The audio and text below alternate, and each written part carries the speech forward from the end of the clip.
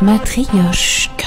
Mais alors, à moi, homme démocratique ou femme démocratique, qui ne suis pas capable de redonner toute seule un sens à l'histoire à venir, à moi qui tourne en rond, confiné dans un jour sans fin, sans adversaire évident, mais inquiété par une adversité diffuse et constante, quel pourrait être mon échappatoire? Chez qui est-ce que je pourrais trouver le ressort nécessaire pour supporter ce que je vis, voire même pour aimer ce que je vis? Le philosophe, à mon sens, dont nous avons le plus besoin ou qui est le meilleur compagnon pour une époque sans horizon, c'est Camus.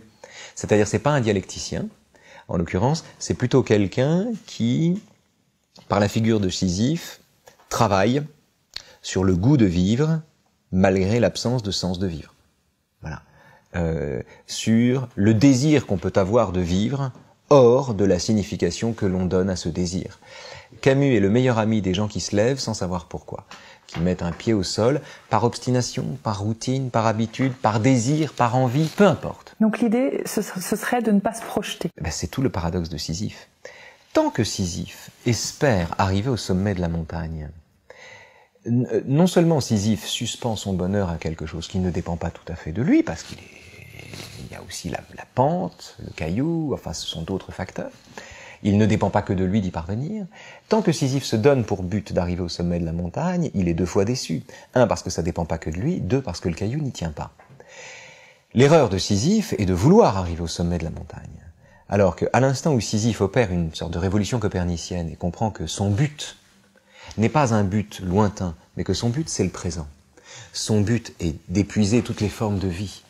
Au début du mythe de Sisyphe, Camus invite à ne pas espérer une autre vie, mais à jouir et à épuiser tous les bienfaits, tous les bénéfices de la vie présente. Quand Sisyphe remplace la tâche d'aller au sommet de la montagne par la tâche de pousser le caillou, alors il devient invincible. C'est-à-dire que voilà un homme qui substitue à l'idée que pour être heureux il faut parvenir à quelque chose, l'idée que pour être heureux il faut décider que nous le sommes. Et cette capacité-là, cette prodigieuse décision, cette inversion des priorités qui remplace l'avenir par le présent, comme dit Clément Rosset, sois l'ami du présent qui passe, le futur et le passé te seront donnés par surcroît, me semble tout à fait adapté à la situation politique et métaphysique que nous vivons, c'est-à-dire la situation d'un monde qui, parce qu'il est parvenu à la fin de l'histoire, n'offre pas de renouvellement de lui-même, ou en tout cas ne promet que sa propre perpétuation.